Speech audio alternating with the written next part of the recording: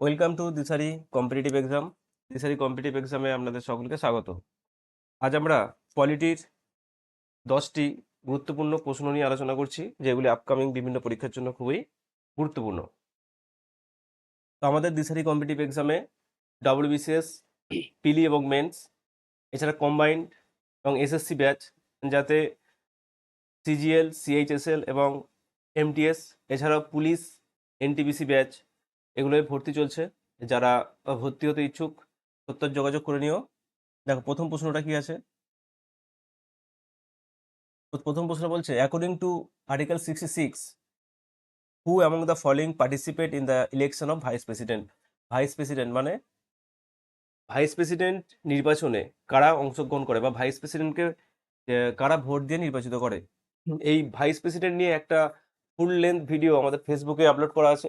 যারা vice president সম্পর্কে বিস্তারিত তথ্য জানতে চাও বা ভাইস প্রেসিডেন্ট ইলেকশন সমস্ত কিছু নিয়ে একটা ভিডিও আছে আমাদের ফেসবুক প্রোফাইলে, সেখানে দেখতে পারো। তাহলে এখানে দেখো, এখান থেকে একটা প্রশ্ন আসতে পারে যে ভাইস প্রেসিডেন্ট ইলেকশন কত নম্বর আর্টিকেলে বলা আছে। না, সেটা আর্টিকেল 66। আর্টিকেল 66-এ আছে কি, ইলেকশন অফ ভাইস প্রেসিডেন্ট। এবার ভাইস প্রেসিডেন্টকে ইলেকশন কারা করে, ভাইস প্রেসিডেন্ট ইলেকশনে কারা অংশ নিতে পারে। দেখো, আমাদের যে পার্লামেন্ট আছে, পার্লামেন্টের দুটো কক্ষ, লোকসভা এবং রাজ্যসভা। এই লোকসভা এবং রাজ্যসভার ইলেক্টেড এবং নমিনেটেড বোর্ড মেম্বার যারা, তারা কিন্তু ভাইস প্রেসিডেন্ট নির্বাচনে অংশ নেয়। এখান থেকে মনে রাখবে, স্টেট লেজিসলেটিভ অ্যাসেম্বলি যেগুলো আছে, সেগুলোর যারা সদস্য, যাদেরকে আমরা বলি MLA, member of legislative assembly, তারা কিন্তু ভাইস প্রেসিডেন্ট নির্বাচনে অংশ নেয় না। এরা কিন্তু আবার প্রেসিডেন্ট নির্বাচনে অংশ নিতে পারে। তাহলে এখান থেকে দেখো, all the member of both house of the parliament, পার্লামেন্টের উভয় কক্ষের বোথ মেম্বার, বোথ বলতে এখানে ইলেক্টেড অ্যান্ড নমিনেটেড উভয়কেই বোঝানো হয়েছে।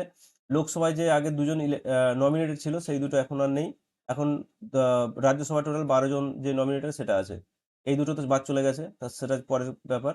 তাহলে এখানে কি বলছে, all the member of both house of the parliament. Option 2 বলছে কি, মেম্বার অফ অনলি রাজ্যসভা। তা মেম্বার অফ তো অনলি রাজ্যসভা হবে না, এটা তো ভুল। 3 নম্বর বলছে কি, member of the parliament and state legislature. আমি এখানেই বলেছি কি, স্টেট লেজিসলেচারের যারা সদস্য, তারা ভাইস প্রেসিডেন্ট নির্বাচনে অংশগ্রহণ করতে পারে না। তাহলে এটাও হবে না। তাহলে পরের প্রশ্ন দেখো, member of Lok Sabha, Lok Sabha only তো নয়।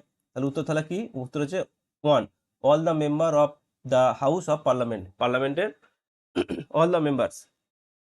এখান থেকে আরেকটা প্রশ্ন আসছে, পার্লামেন্ট কাদের নিয়ে গঠিত হয়। যে সিম্পল কোশ্চেন আছে, পার্লামেন্ট গঠিত হয় কি কি নিয়ে। পার্লামেন্ট হচ্ছে প্রেসিডেন্ট এবং লোকসভা আর রাজ্যসভা। প্রেসিডেন্ট, লোকসভা আর রাজ্যসভা নিয়ে গঠিত হয় কি না, আমাদের পার্লামেন্ট গঠিত হয়। এই হচ্ছে আমাদের প্রথম প্রশ্ন, বোঝা গেছে। এবার দ্বিতীয় প্রশ্ন কি আছে। দ্বিতীয় প্রশ্ন আছে ফান্ডামেন্টাল রাইটস থেকে নেওয়া হয়েছে। Which of the following rights is are not included in the right two freedom under article 19-1। 19-1 article, যে 19 নম্বর আর্টিকেল, যেখানে রাইট টু ফ্রিডমের কথা বলা হয়েছে, সেখানে যে 6টা ফান্ডামেন্টাল রাইটস আছে, আর্টিকেল 19-এ 6টা ফান্ডামেন্টাল রাইটস আছে, সেগুলোর মধ্যে কোনটা ইনক্লুডেড নয়, এটা আমাদের জানতে হবে। ঠিক আছে, তাহলে অপশন 1 কি বলছে দেখো। আচ্ছা, এখান থেকে কিছু ফান্ডামেন্টাল রাইটস সম্পর্কে ইনফরমেশন জেনে নেওয়া যাক। ফান্ডামেন্টাল রাইটস কিন্তু খুবই একটা গুরুত্বপূর্ণ একটা হয় chapter, fundamental rights. Fundamental rights কোন দেশ থেকে নেওয়া হয়েছে না, সোর্স অফ ফান্ডামেন্টাল রাইটস কি আছে না, আমরা জানি আমেরিকার যে বিল অফ রাইটস আছে, আমেরিকার বিল অফ রাইটস, এই আমেরিকার বিল অফ রাইটসের অনুকরণেই ভারতের ফান্ডামেন্টাল রাইটস। তাহলে সোর্স তাহলে কোন দেশ থেকে নেওয়া হয়েছে, বরড from USA, United state of America. ঠিক আছে, এবার আমাদের যে সংবিধানের কত নম্বর পার্ট আছে, আমাদের সংবিধানের যে পার্টগুলো আছে, সেই পার্টগুলোর মধ্যে কত নম্বর পার্টে আছে, এটা খুবই আসে পরীক্ষায় প্রশ্ন। মনে হয় পার্ট 3-তে আছে। পার্ট 3-তে আছে কি, ফান্ডামেন্টাল রাইটস, পার্ট 3। এবার কত থেকে কত নম্বর আর্টিকেল না, 12 থেকে 35, মানে 12 থেকে 35, এই 12 থেকে 35 নম্বর আর্টিকেলে আছে ফান্ডামেন্টাল রাইটস। প্রথমে ছিল কতগুলো, প্রথমে ছিল অরিজিনালি ছিল 7, এখন আছে বর্তমানে 6টা ফান্ডামেন্টাল রাইটস। একটা বাদ চলে গেছে, কোনটা বাদ গেছে, কবে বাদ গেছে, সেটা তোমরা কমেন্ট করে অবশ্যই জানিও। এখানে যে পরীক্ষার যে প্রশ্ন, এখানে যে প্রশ্নটা আছে সেটা হচ্ছে কি, উত্তর কি হবে দেখো, right of equal opportunity, right of equal opportunity. 2 নম্বর আছে কি, right to assemblies peacefully. Article 3 কি বলছে, right to practice any profession. Article 4 কি বলছে, freedom to speech and expression.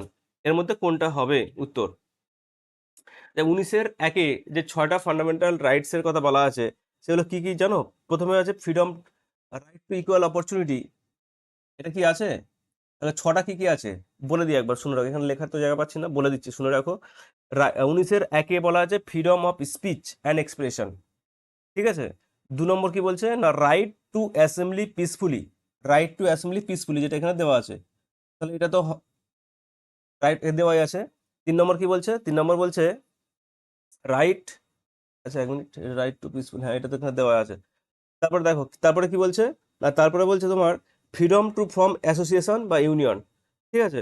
তারপরে বলছে freedom movement for India, right to reside settle any part of the place and any profession occupation or business, ঠিক আছে। দেখো freedom of speech and expression এটাও আছে, এবার right to practice any profession এটাও আছে, অ্যাসেম্বলি অফ পিসফুল এটাও আছে। তাহলে দেখো রাইট টু ইকুয়াল অপরচুনিটিস এটা উত্তর হবে, এটা কিন্তু আমাদের এই 19-এ ইনক্লুডেড নয়, ঠিক আছে।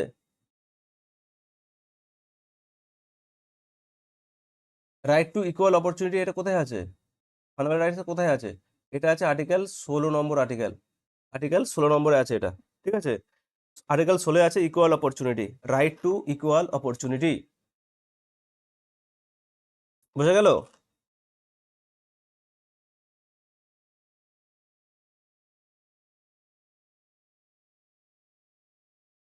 হয়েছে? তাহলে এই 3টে 19-এর মধ্যে পড়ছে, আর একেরটা পড়ছে আর্টিকেল 16-র মধ্যে। আর পরের প্রশ্ন কি আছে দেখো, পরের প্রশ্ন বলছে fundamental duties are incorporated in the constitution of the recommendation of, এই যে ফান্ডামেন্টাল ডিউটিস, যেটা ফান্ডামেন্টাল ডিউটিস মানে মৌলিক কর্তব্য, ডিউটি মানে কর্তব্য, আগেরটা পড়েছি আমরা মৌলিক অধিকার, এটা হচ্ছে মৌলিক কর্তব্য, যেটা সংবিধানে অন্তর্ভুক্ত করা হয়েছে কোন কমিটির রেকমেন্ডেশনে, কোন অফ দ্য রেকমেন্ডেশন অফ, কোন কমিটির রেকমেন্ডেশনে, কতগুলো কমিটি আছে? 1 নম্বর সাহ কমিটি, 2 নম্বর কি বলছে অ্যাডমিনিস্ট্রেটিভ রিফর্ম কমিশন, 3 নম্বর কি বলছে সান্থানাম কমিটি, আর 4 নম্বর বলছে শরণ সিং কমিটি।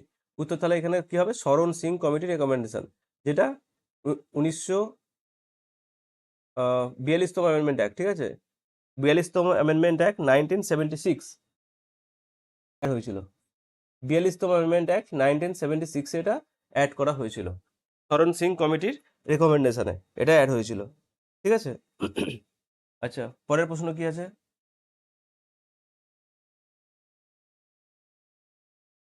একই প্রশ্ন আবার এসে গেছে, একই প্রশ্ন এসে গেছে এটা। আচ্ছা তারপর দেখো 101তম কনস্টিটিউশনাল অ্যামেন্ডমেন্ট অ্যাক্ট, 101তম কনস্টিটিউশনাল অ্যামেন্ডমেন্ট অ্যাক্টে কি বলা হয়েছে? বলো কি হবে উত্তর?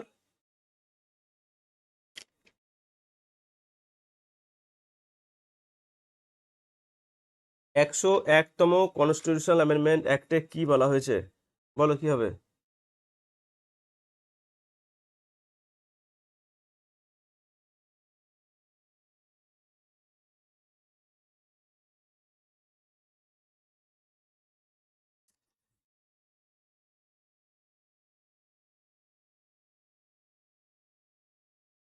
অপশন কি আছে? বলছে reservation of EWS, EWS means economically weaker section, economically weaker section. 2 নম্বর কি বলছে ডেলিমিটেশন অফ দ্য কনস্টিটিউশনস, আর 3 নম্বর হচ্ছে অ্যান্টি ডিফেকশন ল, আর 4 নম্বর কি হচ্ছে জিএসটি, 4 নম্বর হচ্ছে GST goods and service tax. এর মধ্যে কোনটা উত্তর হবে? 101তম কনস্টিটিউশনাল অ্যামেন্ডমেন্ট অ্যাক্টে কি হয়েছিল না জিএসটি, অ্যান্সার কি হবে তাহলে এখান থেকে? জিএসটি হবে, ঠিক আছে, যেটা পাস হয়েছিল কবে? 2016 সালে, 2016 সালে পাস হয়েছিল বিলটা, আর 2017 সাল নাগাদ এটা চালু হয়েছিল, 1 জুলাই 2017, 1 জুলাই থেকে এটা চালু হয়েছিল জিএসটি, ঠিক আছে। আচ্ছা অ্যান্টি ডিফেকশন ল, দলত্যাগ বিরোধী আইন, এটা কত নম্বর শিডিউলে আছে? এটা তোমরা কমেন্ট করে জানিও। Anti defection law. নেক্সট প্রশ্ন কি আছে দেখো, হু among the following official can be invite to give his opinion in the parliament, এই চারটে যে অফিসিয়ালস আছে এদের মধ্যে কাকে পার্লামেন্টে ডাকা হয় তার ওপিনিয়নের জন্য। ঠিক আছে, দেখো কি হবে, উত্তর কি হবে বলো।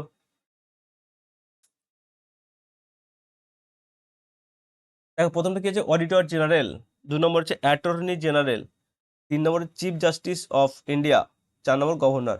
আচ্ছা, গভর্নর কি পার্লামেন্টে গিয়ে তার ওপিনিয়ন দিতে পারে? পারে না। চিফ জাস্টিস পারে? পারে না। অ্যাটর্নি জেনারেল পারে? না। অডিটর জেনারেল পারে। এই দুটোর মধ্যে উত্তর হবে। দেখো আর্টিকেল 88 কি বলছে, আর্টিকেল 88 88 নম্বর ধারা অনুযায়ী এই যে অ্যাটর্নি জেনারেল, ইনি কি করতে পারেন না, ইনি পার্লামেন্টের যে সভা হয় বা যে পার্লামেন্টের যে অধিবেশন বসে সেই অধিবেশনে তিনি বসে থাকতে পারেন, মানে অংশগ্রহণ করতে পারেন। ঠিক আছে, এবং তার মতামত তিনি সেখানে দিতে পারেন, কিন্তু ভোটাভুটির ক্ষেত্রে তিনি সেখানে ভোট দিতে পারেন না।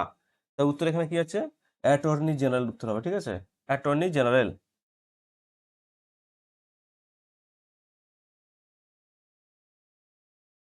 কত নম্বর আর্টিকেল অনুযায়ী, না আর্টিকেল 88।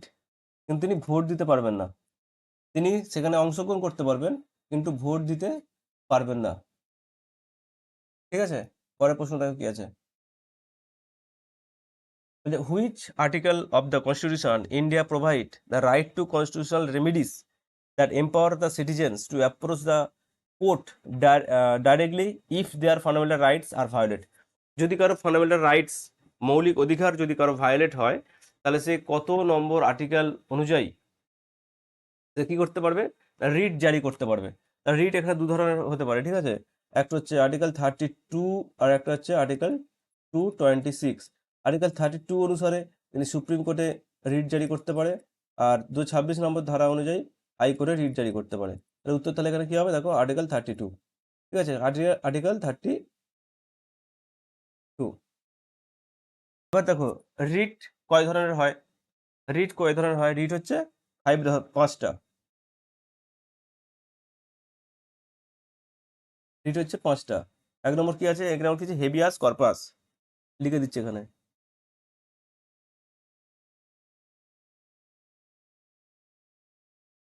হেবিয়াস, আর পি ইউএস, habeas corpus means to have the body. 2 নম্বর কি বলছে, ম্যান্ডামাস।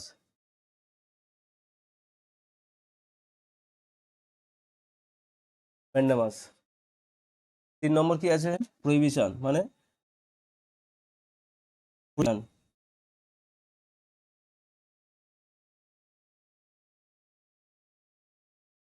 প্রহিবিশন। 4 নম্বর সার্টিওরারি, টু বি সার্টিফাইড।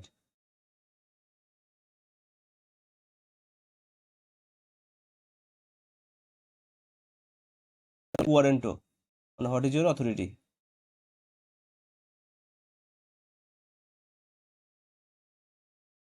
এই 5টা রিট আবার বিস্তারিত আমাদের পড়তে হবে। ঠিক আছে, এই 5টা রিটও বিস্তারিত আমাদের পড়তে হয়। পরিবেশের মানে নিষেধ করা, সার্টিওরারি বা টু বি সার্টিফাইড, ওয়ারেন্টো মানে to what is your authority. এইভাবে আরো ডিটেলসে পড়তে হবে এগুলো। পরের প্রশ্ন কি আছে দেখো, which constitutional amendment increase the retirement age of high court জাজ ফ্রম 60 থেকে 62, 62 ইয়ার্স। মানে কোন অ্যামেন্ডমেন্টে হাইকোর্টের জাজদের যে বয়সসীমা সেটা 60 থেকে 62 করা হয়েছিল। ঠিক আছে, দেখো কোনটা হবে উত্তর এখানে। এটা হবে 15তম অ্যামেন্ডমেন্ট অ্যাক্ট। ঠিক আছে, 15তম অ্যামেন্ড,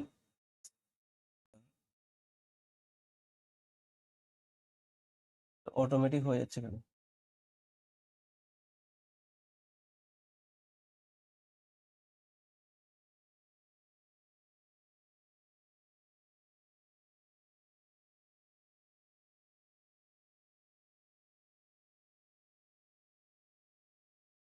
এটা তাহলে কি হবে,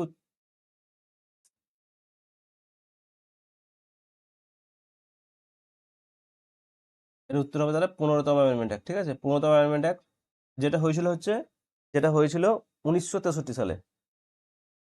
1900